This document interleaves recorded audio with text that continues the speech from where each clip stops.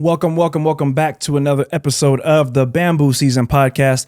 I'm your host, sober wellness coach, Dorian Wormsley. Now, before we hop into today's episode and guest, very important breaking news. I have officially hit 3 years alcohol-free, baby. Yeah, we did it.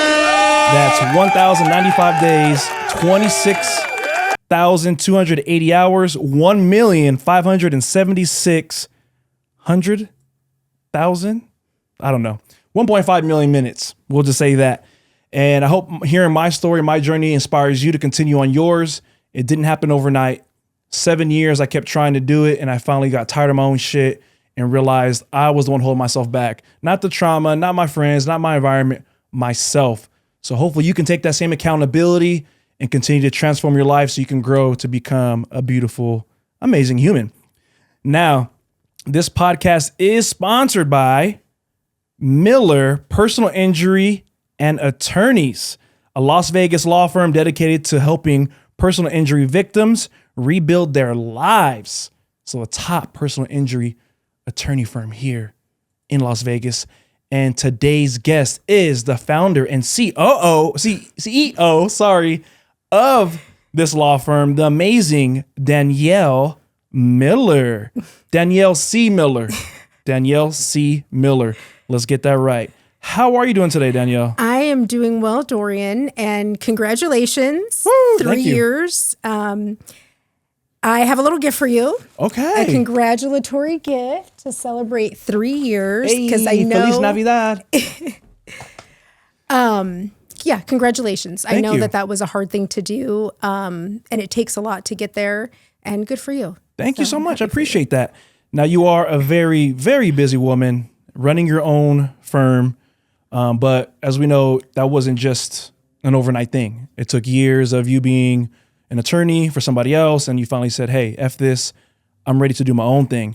But I'll tap in a little bit to how we even met initially, which ties back into my career of a fitness coach, which I love, because within fitness, I've been able to meet so many different great people. Like, I probably would never guess I would meet somebody like you ever if I was not in the fitness realm.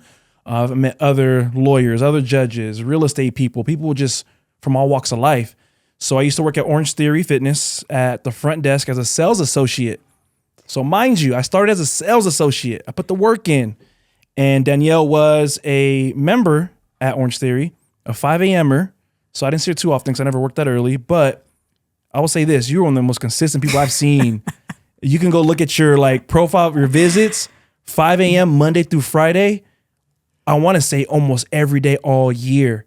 And give a shout out to yourself. That's amazing to do. And you're still going and still consistent with it. So we met there. I was running front desk. You coming late. I charge you.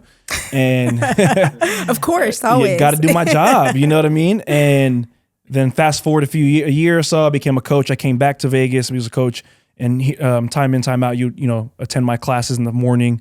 So it was a great way to meet you through the fitness. Now, are you still doing the Orange Theory thing? I am still doing Orange Theory. It's been 7 years. Wow. Yeah, 7 years. And when were you there? When did you start as a coach? A coach after COVID, so 2020, summer of 2020. All right. So by then I'd been there 3 years. And actually, I have my own sobriety journey that Orange Theory was critical in helping me achieve. By the time you got there, I'd been sober about 3 years. Oh, wow. And, as you mentioned, I always went at 5 a.m. So when you're, on a bender, you can't really go to the gym, wake up early to hit a 5 a.m. class and expect to do well. So I started Orange Theory June 2017. And I tried for a month to do the constant drinking and get up and go work out. And after a few weeks, I was like, this is just not sustainable at all. Like, I'm on the tread feeling like, oh my gosh, am I gonna have a heart attack? Am I gonna throw up? And, eventually I was like, let me just try 30 days. That's what I gave myself. Wow. Just quit for 30 days. And, it's funny, the coaches, you guys don't even realize, well, Steph at the time, Steph Terrell. Yeah, shout out to Steph. Yeah, absolutely. She was one of the 5 a.m. coaches that I saw on a regular basis. And, every morning she was super happy, super chipper. And I would just be like, oh my gosh, like I'd rein it in because I'm not feeling well. But then eventually I felt like, gosh, I'm letting her down. You know what I'm saying? Because she would come in so happy and so enthusiastic to see us, work hard.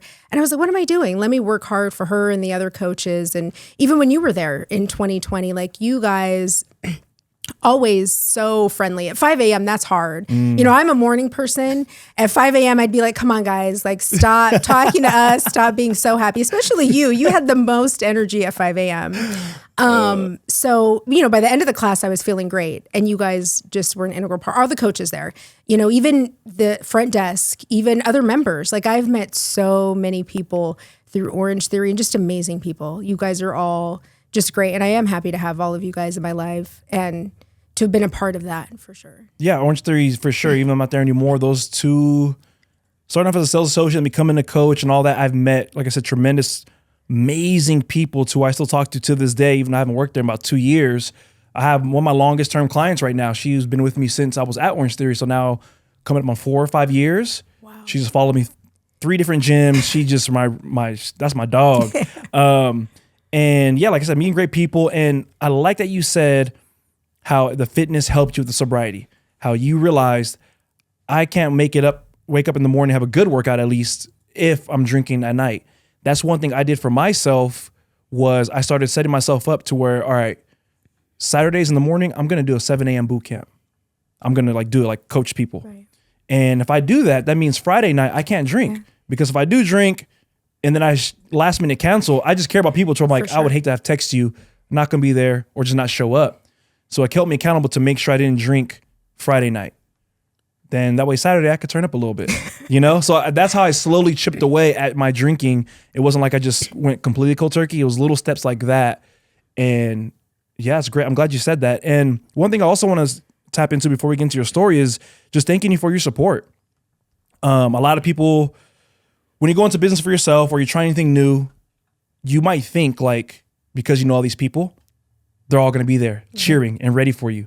And it's 100% not the case. For sure. And it's nothing against those people, just for that reason. Maybe I'm not their cup of tea on this kind of level, but as a friend I am. And one thing about you is you said to me the other day, like I watched every episode and I can tell because you always message me after the episode and you say something within the episode and I'm like, wow, okay. D. Miller Law out here. And I really appreciate that because as you know, now that you work for yourself, it's a struggle to be your own motivator, your own CEO, your own accountant, your own promoter, your own marketer, everything. So that when you get those people who are truly supportive, it just means a lot.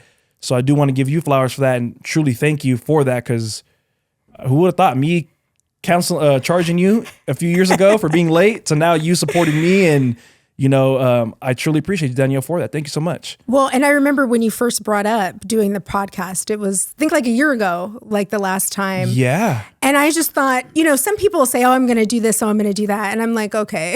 What the fuck? No, but I didn't think that about you. Oh, that's the compliment. Most people, I'm like, okay, you're not even going to do it. But I knew with you, and you just have the personality for it. You're very easy to talk to, even though the first time I met you, and you were working at the front desk, you weren't very nice, but we was I not nice or was I just charging you so you felt some way? It was stink eye, like straight up stink eye, but you were an amazing coach and but I'm happy to see how far you've come and everything that you're doing. Back to what you just said about when we had met for coffee maybe like a year ago or so, and I mentioned the podcast. One thing you mentioned to me at that point in time was you were saying how at that point in your career, you didn't feel as fulfilled, right, as an attorney, and how you kind of want to start getting back into giving back and doing charities and, as part of what you wanted to do, but you couldn't because of the stress of your current job. And I can't remember the exact words, but it seemed as though you were unsure of how to, or if you wanted to dive into being your own firm. Right. Then you went MIA. Yep. And then boom, you posted on Instagram, started your own firm. So let's dive into that a little bit. So what made you, how long have you been practicing law?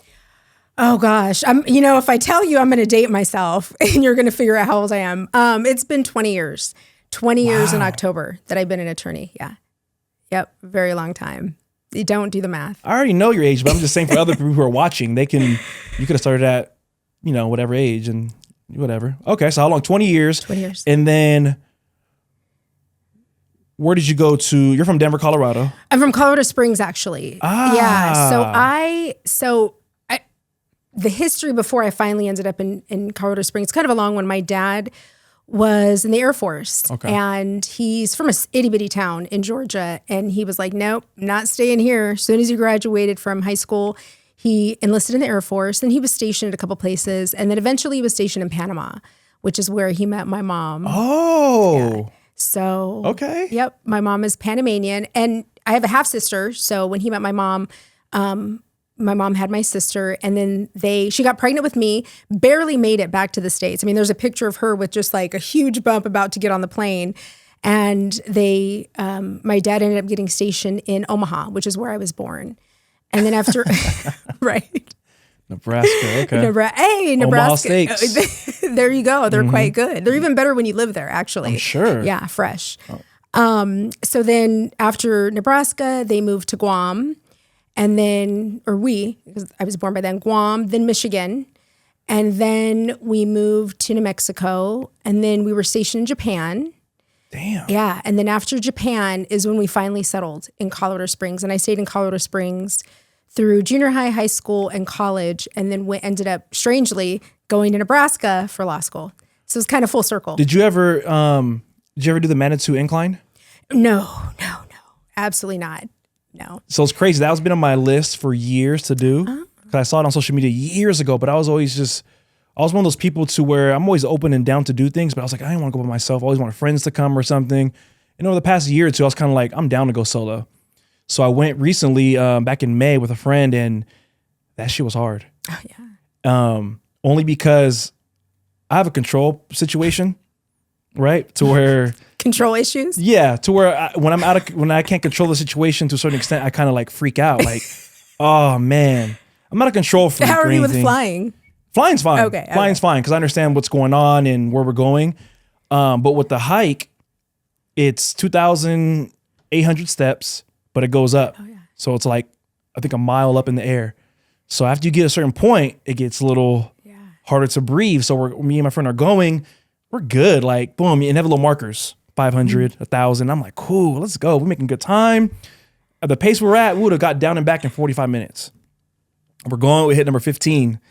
And at certain points, they had a little walk-offs that you can do. So if you kind of want to give up and, 15, it hit me. Because you look back. And when you look back, it's so steep. And in my head, I'm like, if I pass out, they're not going to rescue me. Yeah. They're going to have to air support. It's going to take so long. So I kept thinking that in my head, and oh my gosh, ended up taking like 4 hours. Wow. And at every 500 steps, I kind of would sit and catch my breath, and I was deep breathing. But then I was seeing people. I saw people pass me up and down. Old people running up and down. Old lady with a cane. I'm like, I gotta stop being a bitch and let me do this. Was it anxiety of not being in control, or just not? Just anxiety. Okay. The anxiety of thinking like, dude, if something happens, who's gonna come get me? Yeah. And I just kept trying to. Every few steps, I kept going and going. And then once you make it to the top, you can either go back down, which is hard, or take the back side, which is a bunch of cutbacks. That took like 2 hours to get down because there was so many cutbacks. It started to get dark. I'm like, there's like wolves and who knows. But anyways, if you're out in Colorado Springs, go to Manitou Incline. Also the Royal Gorge. Royal Gorge is great. That was amazing with the train. And there's a lot of great things to see in Colorado Springs. Garden of the Gods, Oh yeah. Absolutely. Skiing, everything. And it's gorgeous. I didn't realize that it was like Manitou was like separate from Colorado Springs. I always thought it was one. But anyways, all right. So then you went back to Nebraska. Yep. You finished law school. And what made you dive into personal injury? Well, hold up. Actually, sorry. Let me backtrack. What influenced you to get into law? Oh gosh. I have been hearing literally since I was a little girl, you should be a lawyer. And I don't know, I feel like that's something strange to tell a little girl. Like, that's weird. Are you a jerk? Am I a jerk? Is that why you think I should? Wow. Is that why I should be an attorney? And I just had been hearing that forever. And then finally, the original plan was when I was in college, I wanted to be a forensic psychologist and I wanted to do jury consultant. So it's jury consultation. So essentially what you do is, you work, a law firm hires you to find potential jurors that would be a good fit. And you kind of studying people, different characteristics, their background. And I wanted to do that, but it's very specialized. I mean, not a lot of people do it, and not a lot of people necessarily use them. At least that was my understanding way back then. So I got my degree in psychology, and I actually so going down the forensic psychologist route, I applied to the University of Nebraska, which has the best dual program. So you need a PhD in psychology and a law degree in order to be a forensic psychologist. So I didn't get into the psychology program, but I got into law school, and I was like, okay, this is a sign. Like, I've been hearing this my whole life. I get into law school, but not everything else. I'll go to law school. And yeah, it was great. It was best 3 years of my life. And then so that's how you got into it. Then at what point did you decide personal injury was your wave you wanted to go to? That was a longer path to figure out. When I was in law school, my parents ended up moving here to Vegas, and my dad worked for a company where he knew a guy that was like, oh, personal injury law is big in Vegas. And this was 20 years ago. I guess it was big then, just as big as, as big now. So I didn't do that at first. I instead worked on the other side, which is insurance defense. And that's where a personal injury victim, let's say you rear-end somebody and the person you rear-ended sues you, your car insurance company will hire my firm, the firm that I worked at, to represent you. Gotcha. So I did that for a while. I did business litigation. I mean, I did a variety of things. And then eventually I just realized, like, oh my gosh, I feel like with personal injury, you're actually helping people, not working for a big corp, not working for businesses who have mass amounts of budgets that can hire you to defend them or sue whoever. But I wanted to feel like I was helping people. And, it's funny. I didn't really consider personal injury until I started working out at Orange Theory. Oh. Because I kind of saw it as like, this is a way to help people who are injured get back to where they were before the accident. Similar to you guys. You guys are helping people reach their goals or become the best version of themselves. And I found that interesting, helping and just in a different way. Yeah. Not necessarily coaching, but helping them get back to where they were and helping them get compensation. Because if they were injured because of somebody else's fault, that's not okay. And then now your firm you founded is now, how many months is it? Oh gosh, 8 months, I think yesterday. 8 months yesterday? Well, congratulations. So. Let's go. Come on a year already. Wow, I know, right? So then that means for 19 years and some change, you were working for other big firms and doing all those other things. Yep. One thing I definitely wanted to touch on when it comes to, or backtrack, did your mom know English? She does now. But back then, I'm saying, like when she met your dad, no? Did your dad know Spanish? No. Wow. So they had friends that would interpret for each other. So that's a good story. And I'm like, gosh, I wish I would have, been a fly on the wall to see how that worked out. But no, she didn't learn English until she came to the U.S. and she started watching like soap operas. That's how she learned English. I hear a lot of people that do that, and it's so shocking. I've tried to watch things. Same. And another thing I want to say, man, is that some of the people that really inspire me, man, are the immigrants. Yeah. I think about all the time. Like I was listening to a podcast. This guy, he was telling his story how he came from Lebanon. His mom sent him as a kid, and they just thought it would be a better life. Came here, and then most of them they just want to work. Yep. Like they're cool with that. They'll shack it up, 10 people in a house. And you'll hear all these success stories of multimillionaires who came and started with nothing as immigrants, and they just grind. All they know is work. And before you know it, their kids are living good and this and that. And us Americans sometimes, bro, I think we're very privileged and lazy, and we don't realize those motherfuckers, they be out here, man. And I see it and I'm like, damn, okay. Also, one thing that inspires me is being a Black individual. I think about the slavery stuff, all the things they went through. And then I'd be like, here, I'm like, I was meant to do more than just drink Hennessy, be another statistic, and out of jail. Like, it could be so much worse, to where my great grandfather's 91, and he was telling me stories when I saw him a few years ago, how he used to perform, and he came out here to Vegas and he couldn't perform in certain places. And I'm like, this is him alive telling me this. Like, I'm hearing it from his mouth. Like, and here I am. I can run, do a podcast. I can drop whatever kind of words I want. But go ahead. Sorry. And you bring that up. So, when I mentioned my dad is from a small town in Georgia. And so my dad is in his 60s. That town is still very segregated. What town? It's called Claxton, Georgia. Small Never heard of town. that. It's still very segregated. And, you know, I don't think his schools were ever integrated up until he graduated. And he's not that old. He's not that old. 60 And now. I mean, the first time I actually went to what's considered the white side of town, I didn't even know it existed. This was probably like 6-7 years ago. Damn. And and I'd been to that town so many times, but you know, even you say going back to slavery, there's still parts of America that are still, you know what I'm saying, catching up as far as that goes, integration and being more integrated and a lot of integrated. But yeah, those are just things that inspired me when I think about stuff. And also just my grandfather, he came as an immigrant, Mexican man, built up his, family and stuff like that. What was I going to tell you? So with you becoming an attorney, one thing I knew, well, even when I first met you, when I found out you were an attorney, honestly, for me, at that point in my life, I had never really known personally anybody that was in that profession, a person of color, for sure, or a woman. It's something you probably see in a Tyler Perry movie, to be honest. wow. And so when I saw it, I was like hyped, like that's dope. She's like a black lawyer. That's fucking dope to see. Even now when I have other black lawyers, shout out to Stephen Nwobe, personal injury. Okay. Yeah, he's cool. Uh-huh. I met him and I think he's at one of 10 or so that are in Vegas.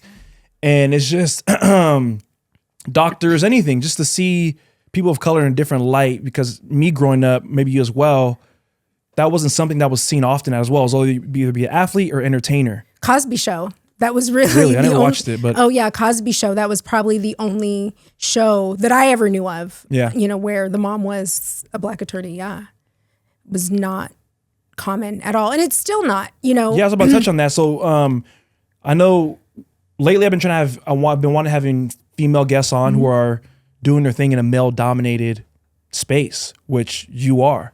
It's a male-dominated. I looked it up. It's 41% female, I believe. Yeah. 81% white. Yes. So you are for sure complete opposite statistic. Absolutely. You're 40-something% on the woman's side. Yep. And then for the black side, I might be wrong, made it wrong. What I saw was 4.5% of attorneys in the US are of black. Yeah. And even let's just take it down a little more narrow than that. In Nevada, I mean, I think there's like 12,000 licensed attorneys in Nevada. A few hundred are black males. It's like 2.5%. Cut that in half. That's So black you're one women. of 50. One of like 100, 115. Wow. But still, that's nothing. That's hardly anything. So it is very much a male dominated. It's getting more where females are getting closer to that 50%. But as far as black attorneys, it's still a very long way to go. Now, did you know these numbers when you started to go into practicing and deciding to become a lawyer? I mean, I definitely knew it in law school because I know at the University of Nebraska, they were very proactive at having students from HBCUs come. In fact, there was a summer program where I was a teacher's assistant for the summer. Yeah, there was not a lot of teaching. We actually, just had a good time. I wanted them to feel like, okay, you get the law school experience, but I wanted them to see Nebraska is also fun. Yeah. And it was fun. It was a great time. Nebraska's fun. College football. Yeah. Go ahead, continue. So I anyways, ain't going cow tipping. so they really tried to, make our law school much more diverse. So I saw it there. But definitely becoming a lawyer, it was very bad. You could see how. So knowing that, did you ever feel like a chip on your shoulder to kind of prove yourself? Or did you ever feel intimidated when you started to get into working for a big firm? I'm sure you're probably the only black person there. Oh, absolutely. And you're the only black person at yours. I don't know if you are. I don't know how many employees you have or anything. If it's just you, that's why I said that. But yeah, did you ever feel like a chip on your shoulder? Like I got to prove myself or walk on eggshells to, not be like seen as a stereotypical person, things like that? When you first start practicing, when you pass the bar, you're automatically intimidated because it's not anything you've ever done before. But then you factor in, that sometimes you can be at court and you are the only black person in the gallery. Yeah. You were the only one. So that is very intimidating because you do feel like, you have to do much, much better. You have to know your stuff in and out. You have to present well. So yeah, it is. And even just being, and you mentioned this, there were times I was the only Black female attorney at the law firm, many, many times, many firms that I worked at. And, it was strange because when you are the only Black female, sometimes even just Black person, we're not even going to say Black female, you can see your white counterparts and they can be belligerent and they can be mean to staff and they can make other attorneys cry. And the way that their behavior is described, it's never described as angry. It's always described as something else. Oh, they're passionate. Oh, they're a fierce advocate. Fierce advocate. All the things, but angry. That's a good one. And, whereas me, let's say, for example, I come into the office one morning and for whatever reason, nothing malicious, but I don't say good morning to the staff. Next thing I know, they're having like closed door meetings, wanting to have a closed door meeting about, oh my gosh, she didn't say good morning to the staff. And I'm like, are you guys kidding me? Like a good morning where you have other people that can say and do whatever. So there was that component coupled with the stress of always having to do a good job. You and I know it sounds crazy, but that is the reality of at least the law firms that I worked for, or the law. And I know it's not just me, because in fact there's actually a group therapy that the state bar has for Black female attorneys every Thursday. Oh wow! To discuss That's amazing. to discuss these issues. So it's not isolated to me. It's very common, at least in the legal community here locally, because your work product, everything is scrutinized. You can't. You can't be frustrated. You can never be frustrated, because then it's like, oh, she's upset. Oh, she's angry. You can't ever say, I'm tired. I'm working too hard. You just can't ever complain. You just have to suck it up. Even if you complain about your staff and say, such and such is not doing a good job, it's a big deal. So you don't complain. You just suck it up. And you just fix the work that they did that was poor, which is another stress. Because now I'm not only having to do my own job, I'm having to do everybody else's job. And what was crazy about it is, even, let's say there was another Black person that worked there and you guys are like, hey, I found you, whatever. Even that was an issue. It's like, oh my gosh. But it gets better. Even when you kept to yourself, you're like, okay, I'm just going to not talk to anybody, mind my business. Funny you say that, so I'll cut you off, but I had somebody I met too long ago, and she was telling me she was working for some nonprofit, and she says that when her and the other Black person, that was only one of the other two people there, they kind of would, vibe with each other and eat lunch together and whatever, and that other people started making fucking rules. Like, hey, we're not supposed to be, and she was like, they just hate to see Black people congregating. It is. And we were termed cliquey. And I'm like, I literally see other groups of friends and it's a non-issue. Like, do you think we're going to revolt or something? Yeah. We just want, let us just talk. Let us just enjoy each other's company. But even that was an issue. Keeping to yourself was an issue. Then you were standoffish. Then you were, and it gets old and it's exhausting. And at one point I was in therapy because you have the stresses of just doing the job. Being a lawyer is very stressful. Big, complicated cases, deadlines, litigating is very stressful. So you have the stresses of doing the job coupled with just the nonsense that you have to deal with. And I had, I made a choice. Do I want to go and deal with that dynamic again, or do I just want to go on my own and deal with my own craziness? And I prefer my own craziness. And then when you decided to, so like you mentioned, you worked for different firms for, over 19 years, and over the past year, you decided to dive in and found your own firm. How was that process for you? Oh gosh. I read a lot. I researched, pretty much I Googled, how do you start a law firm? Because when you work at a firm, everything's done for you. You know what I mean? I don't have to worry about anything. I just show up, do the work. So being an attorney, I can do. Like, I got that down. But running a business, specifically a law firm, oh my gosh. Like, I printed out like just so many manuals that I had to learn to do this and worry about this. I thought it was stressful because I was like, I cannot believe I'm doing that. Like, sometimes I'd be like, wow, you're really doing this. But I learned a lot. And yeah, I did my little business plan. You know, I had my business plan. New Year's Day, my business plan was done last year. And I'm like, okay, this is what I'm going to do. And of course it's been tweaked, a million times. I haven't looked at it in so long, but it was still like, it's a memory, of all the things, the blood, sweat, and tears that you put into it. But it was great. Like I said, I knew how to be an attorney, but all the back end stuff I had to learn. And now I have to do all the back end stuff on a regular basis, like, Yeah. Yeah. And was there ever a point when either you're doing the business plan or, because I'm sure there's probably licensing and all that stuff you have to do as you're going through that process, were there points where you kind of were like, fuck this, I'm going back? No. It was like I'm one of those people, like, once I'm done with something. When's your birthday? September 28th. Okay. Oh, what does that mean? I don't know, but got to tie it in somehow. You'll let me know after the show. No, I knew, at some point, and you may have done this too, you look at your life at that moment and say, is this how I want to spend the rest of my life? And that was not how I wanted to spend the rest of my life. Period. And I feel like, at least for me, when I decided to work for myself, it was definitely scary. I just, shout out to Coach Kennedy. I literally quit on her an hour before my scheduled class. I walked into that break room. So I was already over Orange Theory at this point. And I was working at the doing classes. I had like an 8:15 class, a 9:30 class. By the time 8:15 was over, I was like, oh, I'm done.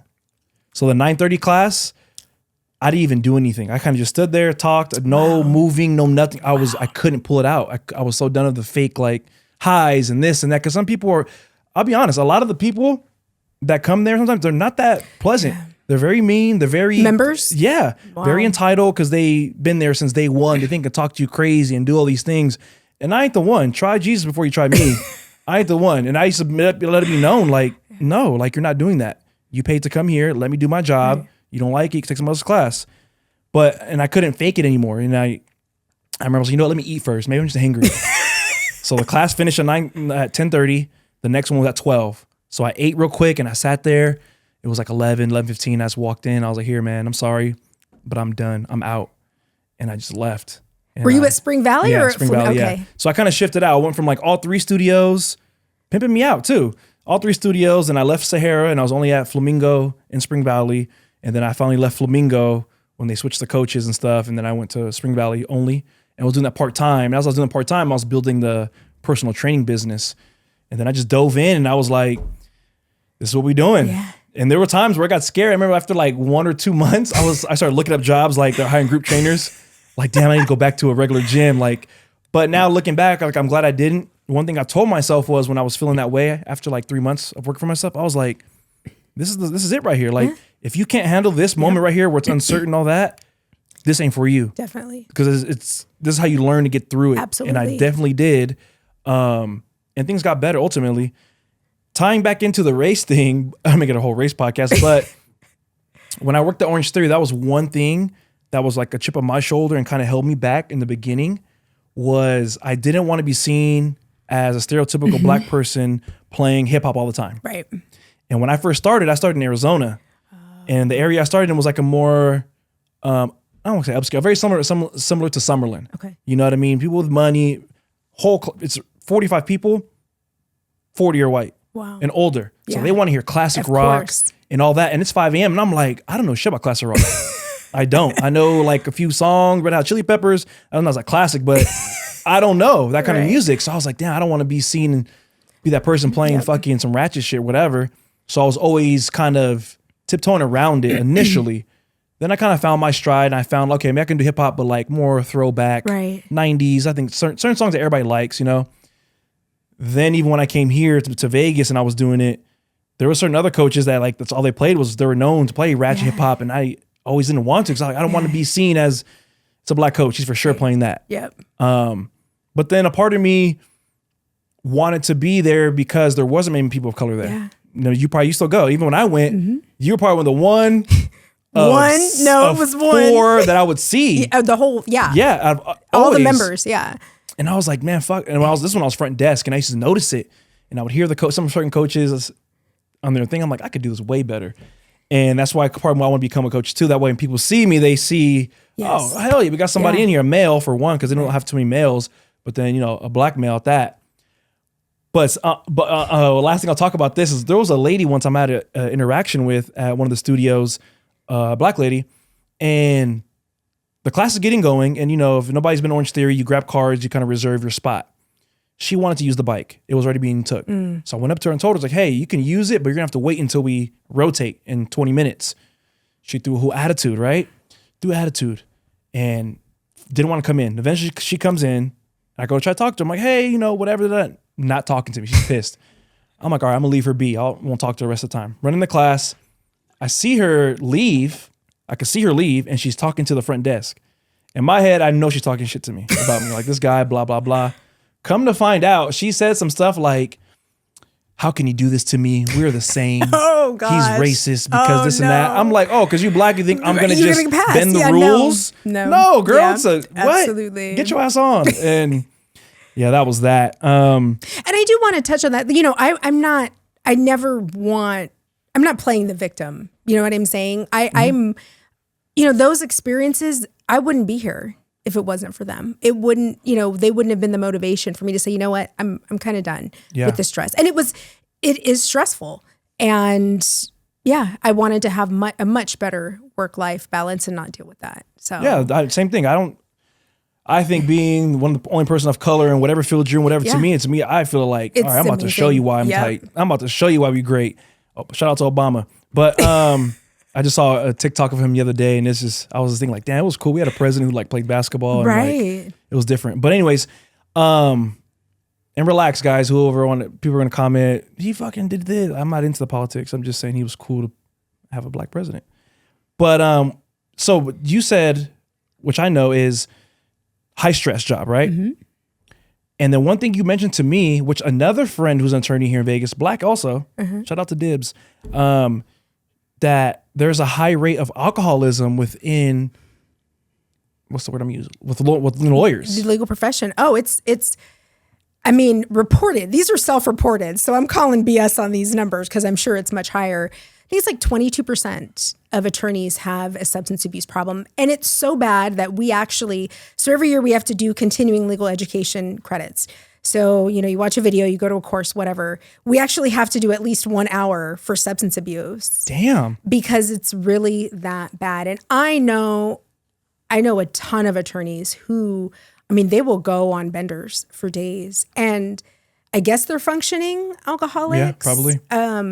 But it's a problem. It's definitely a problem. And for me, that's actually how I went down the road of sobriety. Like, once again, the stresses of working, I'd come home from work, say, I'm just going to have a drink, to relax. It's been a stressful day. So I'd pour like a double. A double of what? A double vodka club, whatever. Then it'd be another double. Damn, not wine? Okay. Then another double. Straight to this is doubles. And for me, it's like, oh my gosh, I'm literally home on a Tuesday. I got to go to work in the morning, but I'm just going to kick back a bunch of doubles, but the work can make it that stressful. And you think that alcohol is going to be a stress reliever. No, because then you wake up in the morning and you've got all this, hangover anxiety. You feel bad, but you have work to do. And that's why, and I think when you and I did meet for coffee, I told you, Sobriety Soldiers is perfect. Like, I think that is something that our state bar could really use because, we have to take an hour of a continuing legal education class, just sitting there. It's not interactive. It's not really giving you the skills. It's more really telling us, hey, this is how bad it is. Yeah. We know. We don't need to keep telling us every year how bad substance abuse and alcoholism is in the legal profession.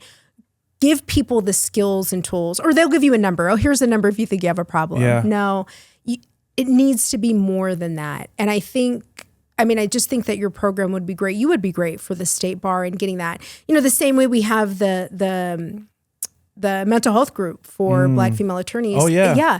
Similar thing. They can enroll or whatever the case may be, get credit, not get credit.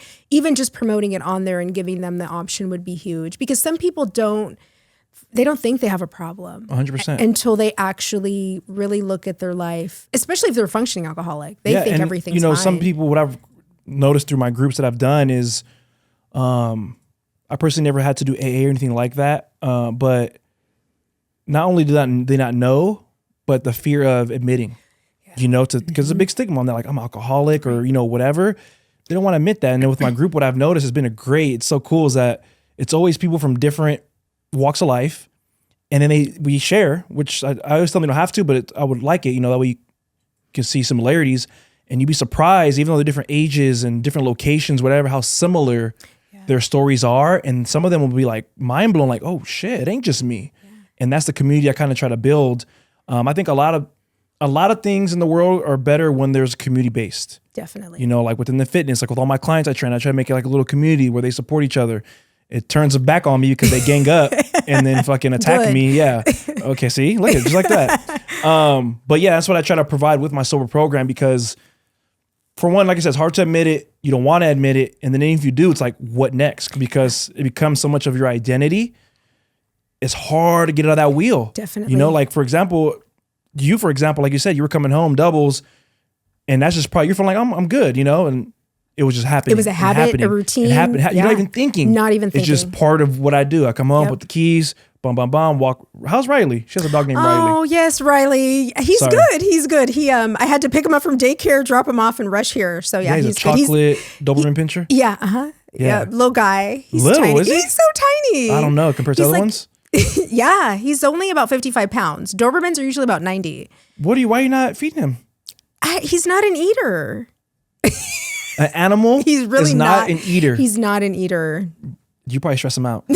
Probably. And now that you do have your own firm, like, how does that feel?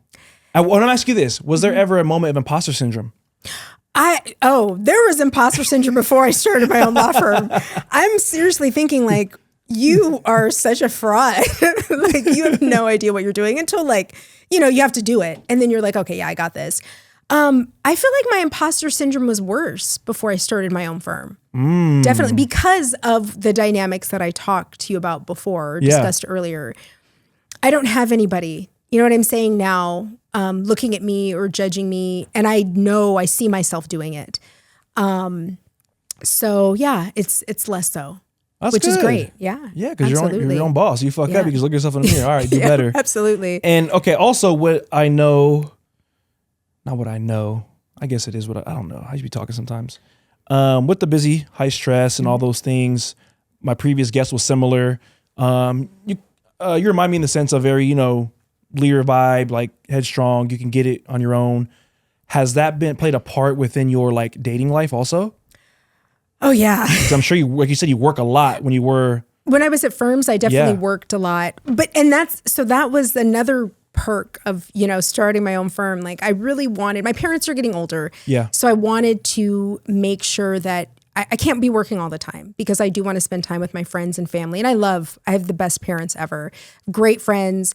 And I feel like, you know, I should be spending more time with them because that is what they want. Even though they're fine, you know, with me focusing on my career, they want the best for me. But I want to spend time with them before they get too old. But yeah, dating has been, it's hard because you think you have to make it a priority. You definitely have to make it a priority. And, you know, I think a lot of people, I should say men, they see, you know, a woman, she's got a career, you know, she's got her law firm. They think, oh yeah, she's checking all these boxes. Like they like the idea of, you know, a driven, smart, I'm not saying I'm smart, but like, you know, they like the idea of all those things. Somewhat, yeah. Somewhat out. Give you some credit. They like that idea. But they're not willing to deal with the reality. And the reality is, you know, I'm sure you've heard that saying, the way you do one thing is how you do everything. And I'm very much that way. Like the way I handle my career, my profession, that's how I do everything. I work hard at it.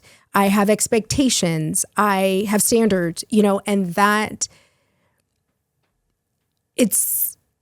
you got to keep up, you know, and I'm not expecting perfection. Nobody's perfect. but do your best. And I feel like that's just something I run into a lot. They're like, oh my gosh, this is great. This is awesome. But then they're like, damn, she's actually expecting me to, say what I said I was going to do, or she's actually expecting me to work hard at this. And, but now that I have my own firm, I've learned, okay, yeah, I do have the time to balance that part of my life. Cause for a long time I couldn't. I was single for so long because I was working nonstop constantly. Now that I have found the time, I can do it. But, like I said, the way I do one thing is how I do everything. Are you single now?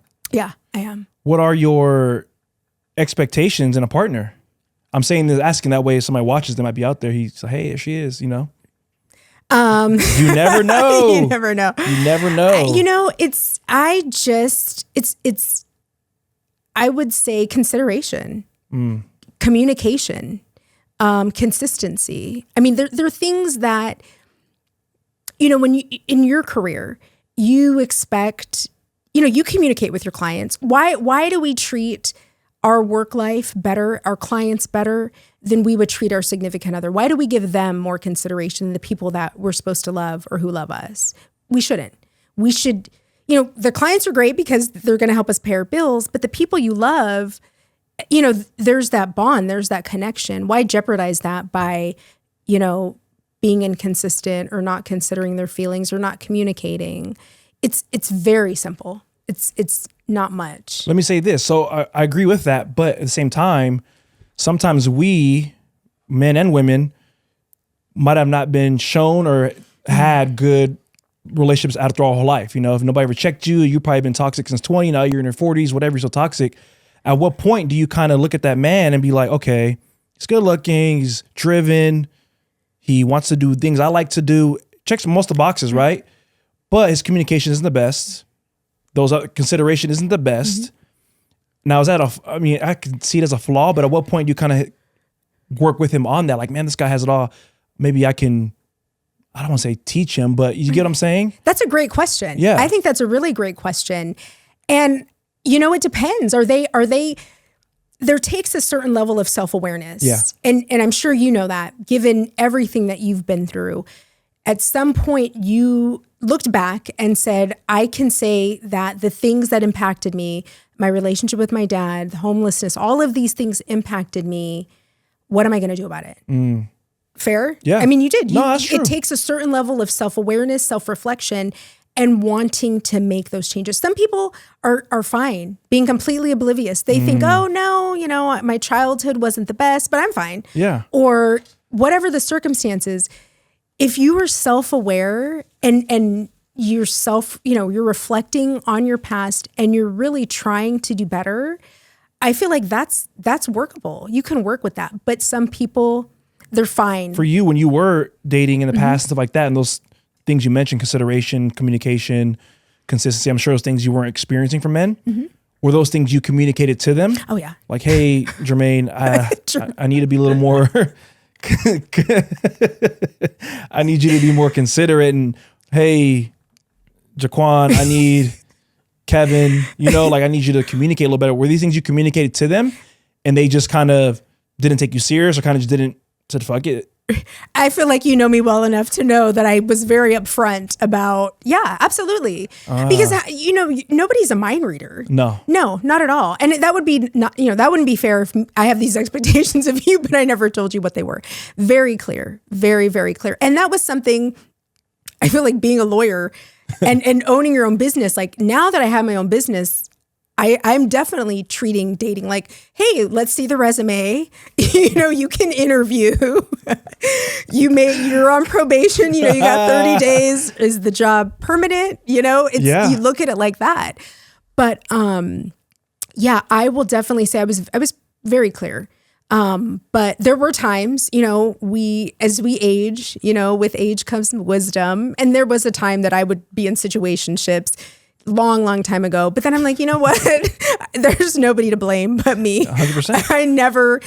But that's part of it too, is also learning, hey, why was I in this situationship? How to not do that again. Yeah. And clear communication is one way to not be in that. What's something yourself you can think on that you've might need to still work on when you are ready to date again or you have that next partner?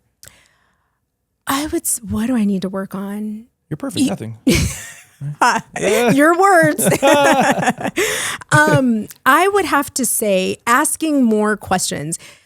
And because I agree. You agree? Yeah. Cause I who was it, man? If I could remember who it was, I'd call the name out. But they were talking about their dating life and stuff like that. And I was asking questions. I'm like, you don't even know the deeper questions from this person. Exactly. For example, I was watching this show. It's like on TikTok or stuff like that. Pop the balloon. Oh yeah. You're right. So it. they'll ask them, what are your deal breakers? What are this and that? And it's like, you're going on this show and people will say the most dumb, not dumb, but like, to me, first few things are kids, your career, those type of things. Yep. And they would wait to the very end and be like, oh, do you have kids? Bro, no. That should be on your list to know Exactly. because you want to know what you're getting into. That's 1 kid, 2 kids, no kids. Do they want kids? Yeah. So I definitely think what you said is you got to be nosy, man. Yeah. Because I think it's important when you learn how they get to where they are in front of you. What's the relationship with their mom, their Yes, dad? huge. Were they homeless? Huge. Were this, were that? Not saying it negates them like you didn't have a dad, so you're a bad person, but it'll give you better understanding for them and why their mindset is the way it is. But continue. So you said ask more questions. Yeah, definitely ask. There were times they would say, somebody would say something and I'd breeze right over it. And looking back, I'm like, why didn't I follow up about that? Because had I followed up, it would have explained so much later on down the road. But and you mentioned that earlier,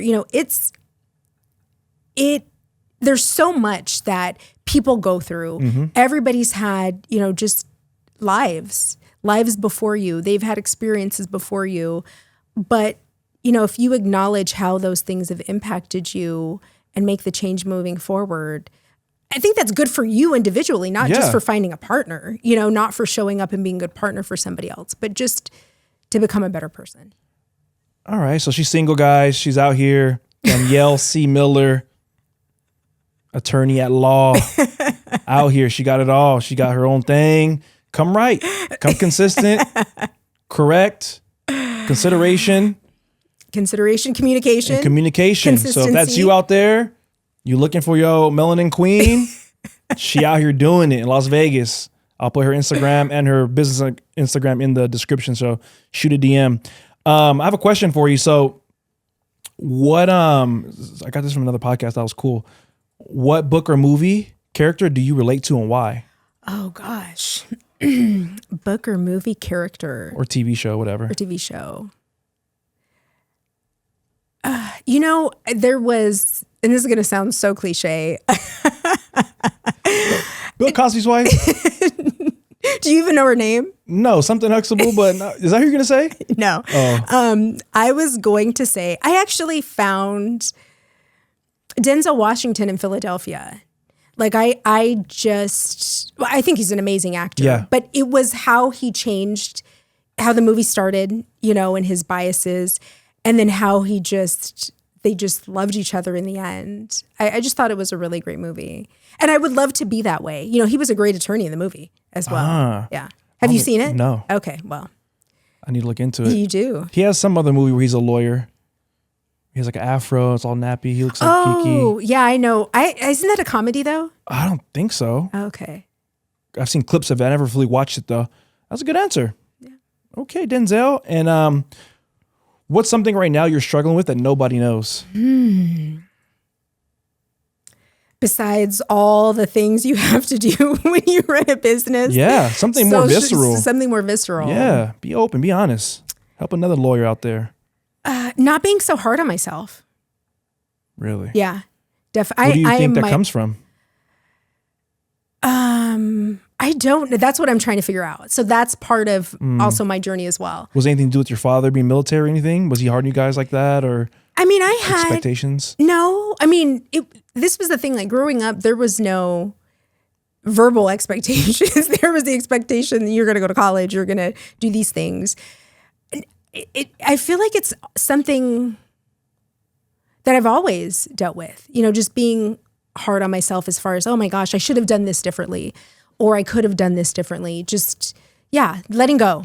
And being like, it is what it is. And I have to mentally tell myself, okay, you just let it go. It happened, whatever mess up there was. And it's weird because it's funny, like with my staff, if they mess up, I'm like, it's okay, just tell me. Like, I'm fine with them, but me, I'm like, oh my gosh, I'm not sleeping that night. But I tell them all the time, if you mess up, just care. The fact that you care is important. You can mess up all the time. Nobody's perfect. You care. You tell me you messed up and we fix it. And I never yell. I never get upset because they're human. Yeah. And we're all human.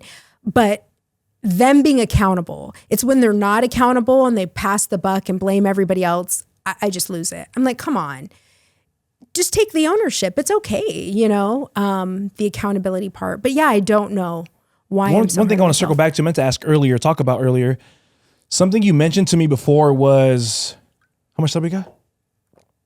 All right. Which I'll be brief on it, is you mentioned that you didn't, there were times where you felt like you had to defend or prove your blackness because you spoke a certain way or liked doing certain activities. When did that start? Oh gosh, easily junior high. Really? Junior high. And it was weird because, I grew up on Air Force bases. Yeah. So like the Air Force base we grew up in Japan, it was everything. Yeah. I mean, you have black and Japanese, white and Japanese. It was just all a gamut. But coming back to the States after that, it was totally different. And I felt like, she talks proper, and the criticism from people that are my own color was also hard to deal with. But then eventually I was like, this is me. Yeah. This is it. And I'm not going to be ashamed of who I am or anything like that. It's fine with it. And it's crazy because there's a lot of words I hate that people use. I'm trying to get away from is like the word proper or even look professional, whatever. I think a better way to say it is just communicates well because they're obviously going off the tone and stuff like that. You can meet somebody from deep South, thick ass accent, probably a smart doctor, everything. But because the accent, you might think, oh, they don't speak proper. My bro, I guarantee you that guy's probably genius. Absolutely. And it sucks that there's always black people that want to. Why do we have the negative stereotypes? Yeah, man, with each other. With each other. Because even for me, when I was younger, it only happened a few times when I grew up, somebody had said, oh, you talk white.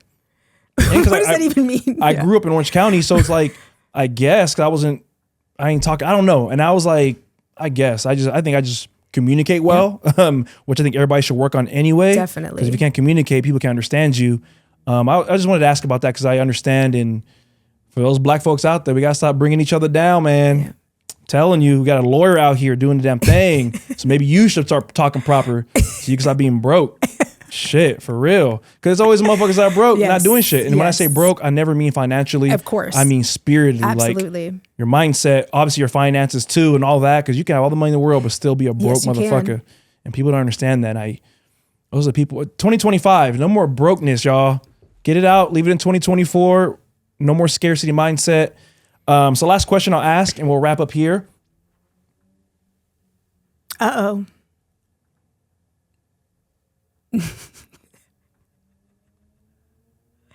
I'm just kidding. So what's a quote you live by and why? There's a lot. There's a lot. One of my favorite ones that has never led me astray is I can see better than I can hear. Yeah. Who's that? I thought I think it was my grandma. I know I definitely heard it in the South. Okay. But I heard it when I was young and I didn't understand it until I became much older. And I apply it to everything, every aspect of my life. Break it down for me a little bit. People, I'm sure you have people that are like, oh, I'll hook you up with this or I'll do this favor for you. And they're quick to tell you all the things that they'll do. Do they do it? I can see your actions better than I can hear your words. I apply it to relationships. I even have my best friend. I mean, she'll just say it randomly. She'll be like, yeah, I met this guy, but I can see better than I can hear. So, and it applies to everything. And a great book that I read, and I don't know, do you know who Admiral William McRaven is? No. So he's the guy who got Bin Laden. Okay. And he did the University of Texas commencement speech, and he has the book called The Wisdom of the Bullfrog. And it talks so much, it's more so about leadership, but you can apply it to every aspect of your life. And it discusses, taking ownership, taking accountability, and he uses anecdotes. All of his books are great. I would recommend, they're short reads. Yeah. Simple tidbits, life wisdom and gems that you can apply to anything, but he really gets into that. As a leader, you have to show your people rather than just talking to them. Words alone are not going to get them wanting to go to battle for you. Hell no. It's your actions. You showing them that I'm willing to do this, they're willing to do that with you. Beautiful. Well, thank you, Miss Danielle C. Miller, Miller Law Las Vegas, for taking the time to make it down. Absolutely. Open up about your story, open about your business. I will tag your business and your personal in the description, guys. Thank you for tuning in. I'll leave you with a message similar to what I started with her, is the support. Those of you out there are starting your business, you don't know what's going to happen. Don't worry about it. Your friends and family aren't going to always be the ones to support you. Get those strangers to like you. It feels better when a stranger's the one paying you money. Your friends probably can't see that you're great as you are.